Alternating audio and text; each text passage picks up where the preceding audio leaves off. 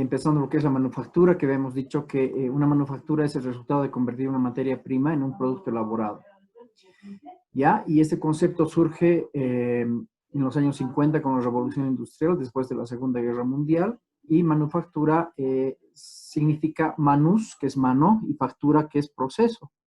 Es decir, todo aquel proceso que se realiza a mano para lograr un producto final, ¿no ve?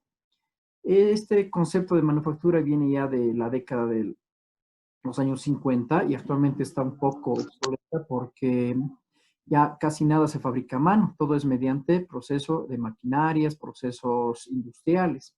Hay las grandes fábricas, por ejemplo, ¿sí? ¿Ya? Y la industria manufacturera es aquella que convierte a la materia prima en un bien o en un producto terminado y listo para ser consumido.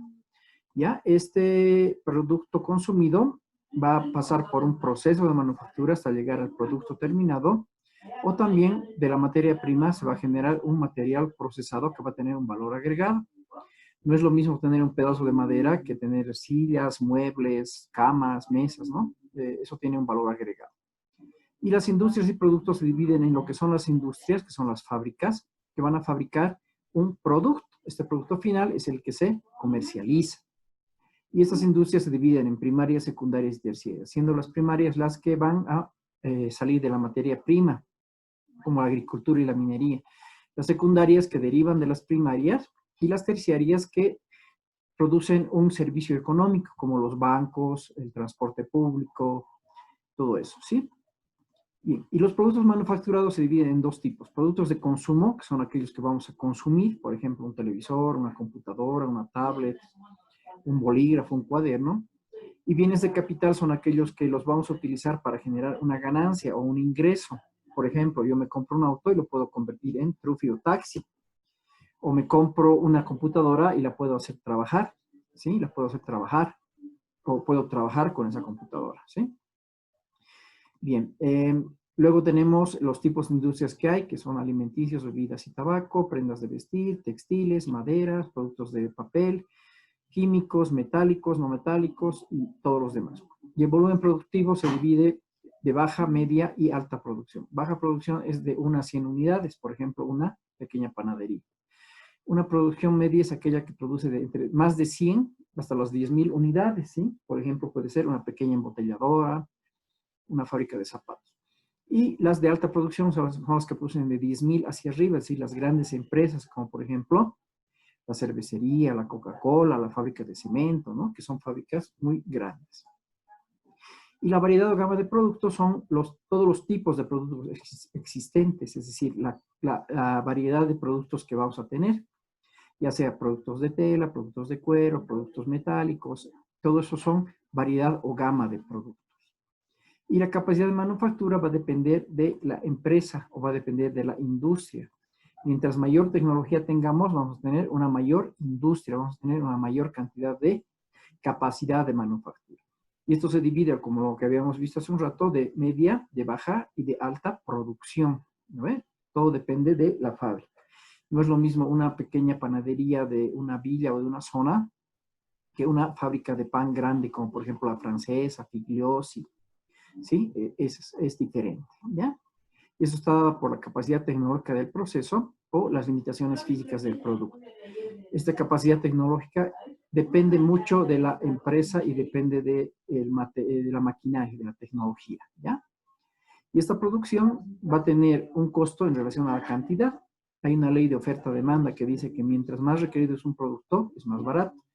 Mientras menos requerido, es más caro, ¿ya? ¿Por qué? Por el tema de la oferta y la demanda y también de la cantidad. Por ejemplo, no va a costar lo mismo un producto comprado directamente de la fábrica que comprado de un segundo o tercer repartidor. Por ejemplo, el pan, los refrescos, ¿sí? Lo que compramos de la tienda ya ha salido de dos lugares, ha salido de la fábrica, ha salido del distribuidor y ha llegado a la tienda. Entonces es muy diferente, ¿ya? Bien, en base a lo que es la industria manufacturera en Bolivia, vamos a empezar ahora con una especie de dinámica en la cual necesito que todos estén con su libro. ¿Ya? Que todos estén con su libro y vamos a hacer lo siguiente. Página número 73. Hay un recuadro en la parte de abajo de la página 73 del libro que dice primeras fábricas en Bolivia. ¿ya? Primeras fábricas en Bolivia. La señorita ayudante va a tomar en cuenta a los que estén participando, ¿ya? Bien, empezamos. ¿Hay alguien que voluntariamente quiera leer? Yo, profe. Yo, Yo, profe. profe, profe, yo, Ticona, ¿Quién? yo, ¿Quién es Pila, todo? Ticona, Yo. Ticona, Ya, a ver, Juan Ticona. ya, Juan profe. Ticona, página El- el- 73, primeras fábricas en Bolivia, fuerte y lento, ¿ya? Que se- todo, profe, o solo el primer párrafo. no, todito, todito. Primeras Oh, fábricas ok, en Bolivia, todo el recuadrito. ok, profe. Primeras fábricas en Bolivia. En la década de 1920 se produjo una verdadera oleada de inversiones, por lo que se puede entender que este fue el periodo más importante de la formación de capacidades productivas, resultando instaladas, entre otras, las siguientes fábricas: fábrica de tejidos Formo, fábrica de oxígeno, tejidos de punto, molineras de harina, fábrica Domingo Soligno, fábrica de cemento Viacha, calzados García, tejidos de algodón, Said Yarur y CIA, embotelladoras de refrescos, fábrica de calzado Zamora, productos alimenticios Dilman, cervecería Taquiña. Un testimonio del cambio registrado en La Paz es el siguiente: las fábricas Said, Forno, Volcán, Soligno, Fanace, que con sus fuentes pitos despertaban a la ciudad, cambiaron el panorama de la ciudad de La Paz y permitieron contar con productos de calidad aceptable. La función Volcán era famosa por sus trabajos milimétricos para piezas de maquinarias pesadas en la minería. La Soligno competía con los mejores casimires ingleses. En la fábrica Forno trabajaban más de 1000 obreros y técnicos, y sus frazadas y paños cubrían a los bolivianos. Eran tiempos donde uno se sentía orgulloso de sus industrias. Bien, Elaboración. está bien, está ahí, está ahí. A ver, ¿alguien sabe qué es un casimir? ¿Qué significa la palabra casimir? ¿Alguien ha escuchado alguna vez qué significa casimir? ¿Nadie? Bien. Casimir, Profe. a ver, ¿quién? Bueno, a lo que yo sabía algo, tendría que ser una tela, Casimir. Bueno, a lo que escuché una vez, a lo que he ido una vez Ya, con mi mamá. bien. Profe, ¿Sí? La tela Casimir no es una tela muy es una tela muy extraña que no se puede conseguir muy fácilmente. No, no O te extrañas, estoy mal. sino que lo que pasa es que en los años 50, 60, las personas iban a los sastres y los sastres importaban unas telas muy finas, especialmente de Gran Bretaña, de Inglaterra, llamadas casimir, por eso se las llamaba casimir inglés. Eran unas telas muy finísimas y por lo tanto muy costosas. Entonces aparecieron fábricas como la Forno, como la Soliño, que empezaron a fabricar este tipo de telas. Y se volvieron fábricas muy grandes y muy importantes porque vendían esa tela, que era el casimir inglés, por ejemplo. Esas fábricas han desaparecido. Ahora, por ejemplo, esta noche es San Juan, ¿no ve? Todos van a comprar salchichas Torito, Estegue, Sofía, no sé. Hay una parte del párrafo donde dice productos alimenticios Dillman. ¿Alguien sabe qué eran esos productos alimenticios Dillman?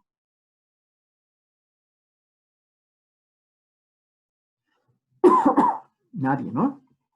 Bien. Las industrias Dillman eran unas empresas muy afamadas que fabricaban productos como embutidos, salchichas, carnes frías, mortadela, jamón, todo eso, que con el tiempo ha ido desapareciendo.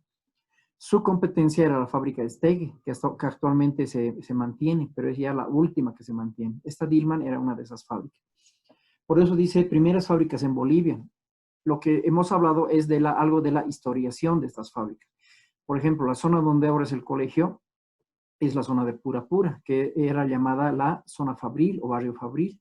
Incluso hay una cancha de fútbol que se llama cancha Fabril. ¿Por qué? Porque en ese lugar había muchas fábricas. La fábrica Soliño de telas está al frente del colegio, pero ya no funciona, si ustedes se fijan. Cuando volvamos al colegio van a ver, hay una fábrica ahí, que es la Soliño. Había la fábrica Forno, había muchas fábricas que ahora han desaparecido. Hay pocas fábricas que aún se mantienen en esa zona. Una de esas es, por ejemplo, la cervecería, que está ahí en la esquina del colegio, ¿no? Ahí abajo, en la Vázquez. Otra es de Albus, que es la fábrica de algodón, que está un poco más arriba del colegio. Y hay otras fábricas más, por ejemplo, la de fábrica Vela, que es de productos de higiene, ¿no ve?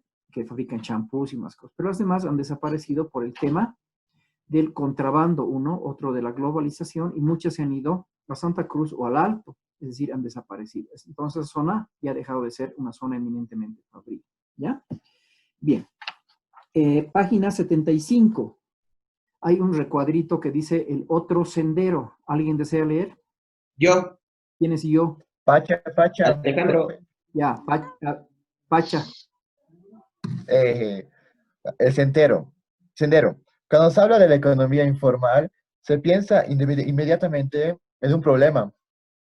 Esos empresarios y vendedores clandestinos cuyas industrias y negocios no están registrados, no pagan impuestos, no se exigen por las leyes, reglamentos y pactos vigentes. ¿No son acaso competidores desleales de las empresas y tienen los que operan, operan en la legalidad, pagando puntualmente sus impuestos? Al evadir sus obligaciones tributarias, no privan el Estado de recursos necesarios para atender a las necesidades sociales y realizar urgentes obras de infraestructuras. Hernando Les Soto sostiene que esa manera de encarar el asunto es totalmente erróneo, porque en un país como el Perú, totalmente erróneo. ¿Mm? El problema no es la economía informal, sino el Estado, aquella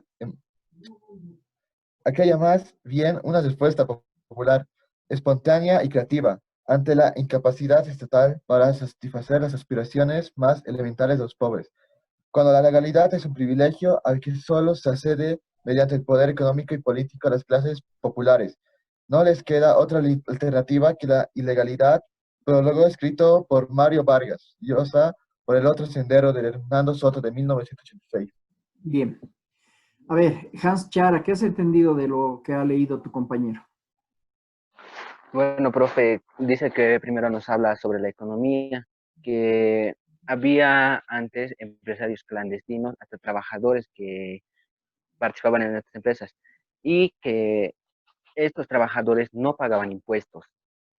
También nos habla sobre, ¿cómo se dice? Ya después de un buen tiempo van hablando sobre los impuestos que ya deberían ser pagados puntualmente. También que hay ya nuevas obras,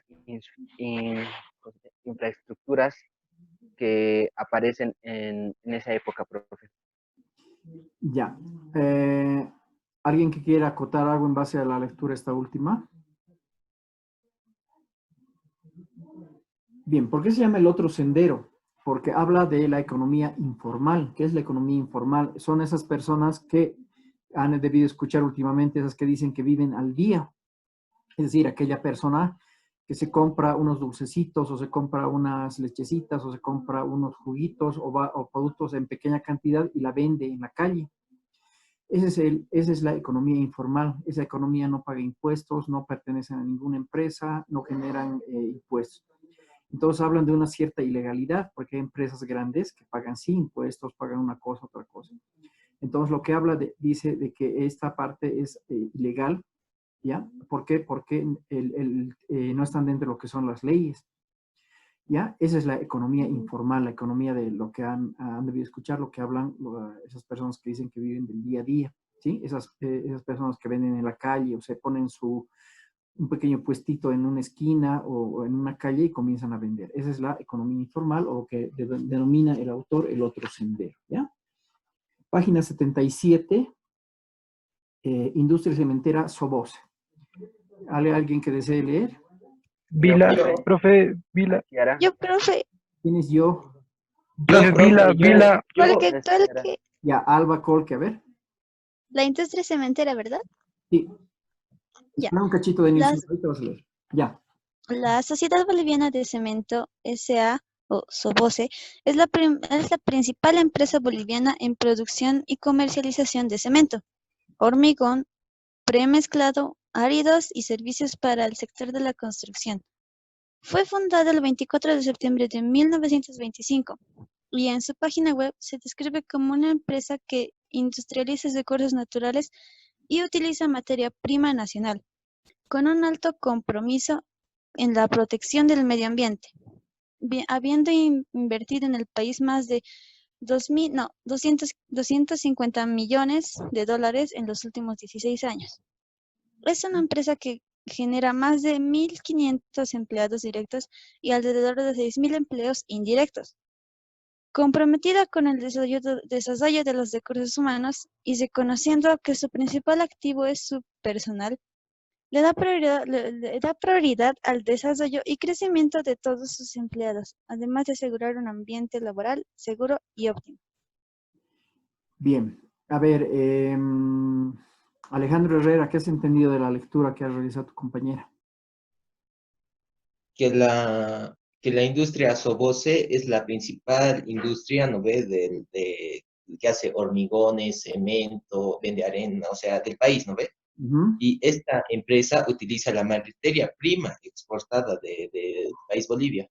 Por ejemplo, en algunos lugares de Bolivia, digamos, en los ríos están asentados. Esta debe estar asentada en un río, porque ahí sacan la arena, ¿no ve?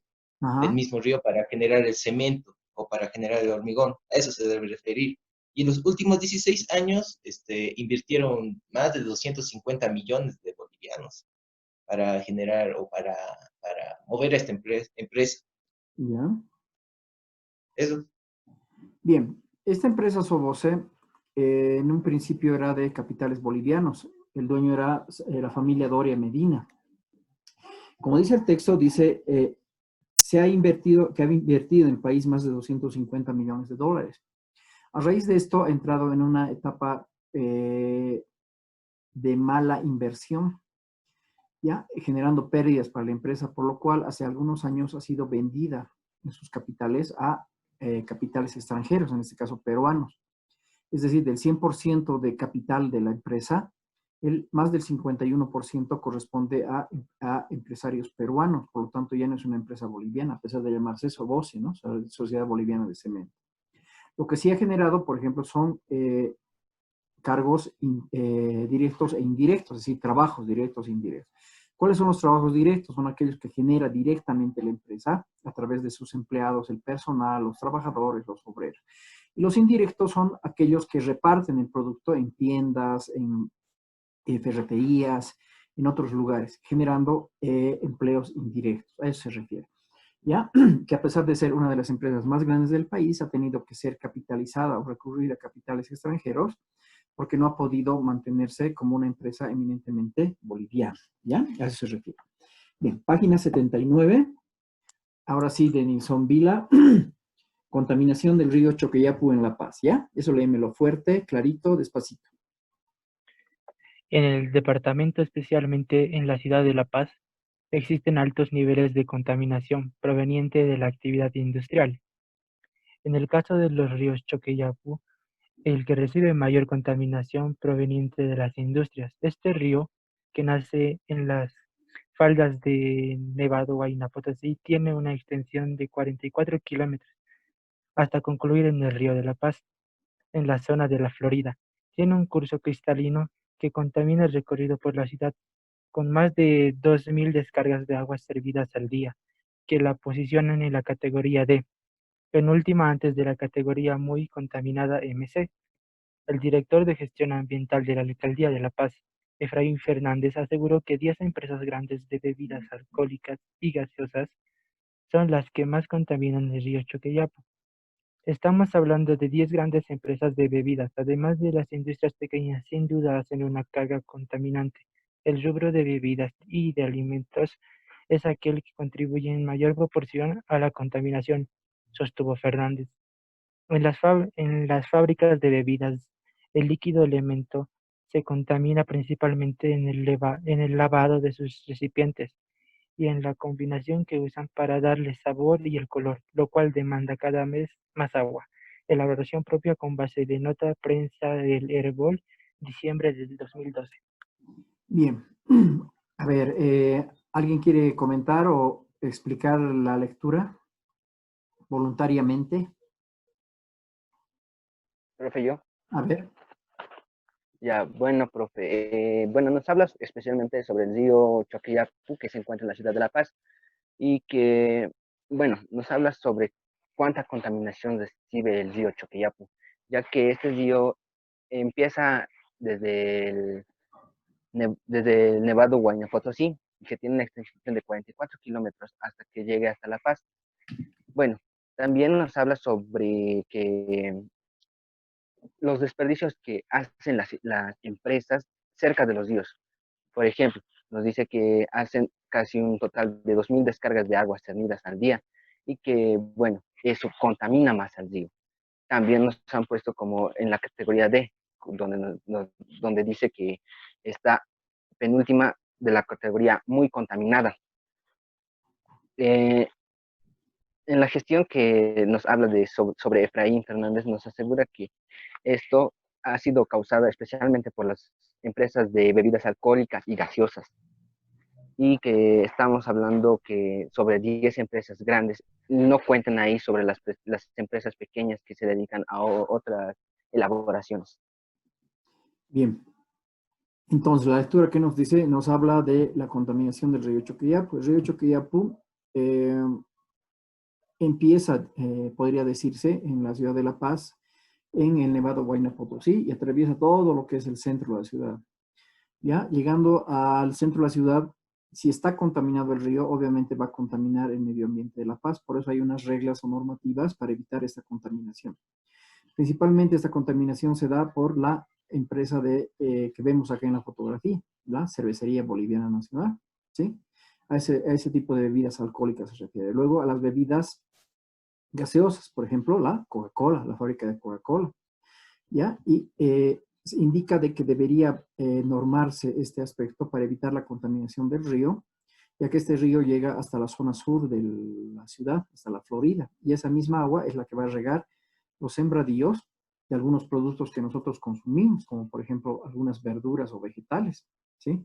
Entonces agua contaminada contamina esos alimentos y al consumirlos nosotros nos podemos enfermar. Esa es la importancia, ¿ya? Entonces la industria manufacturera tiene una directa relación con lo que es la contaminación ambiental a través de todo lo que genera esta industria, especialmente lo que son las bebidas, lo que son las sodas, lo que son la fábrica de cemento, por ejemplo, también, que va a contaminar lo que son las aguas de este río que pasa por el centro de la ciudad, que a pesar de estar el río embovedado, va a generar una contaminación ambiental.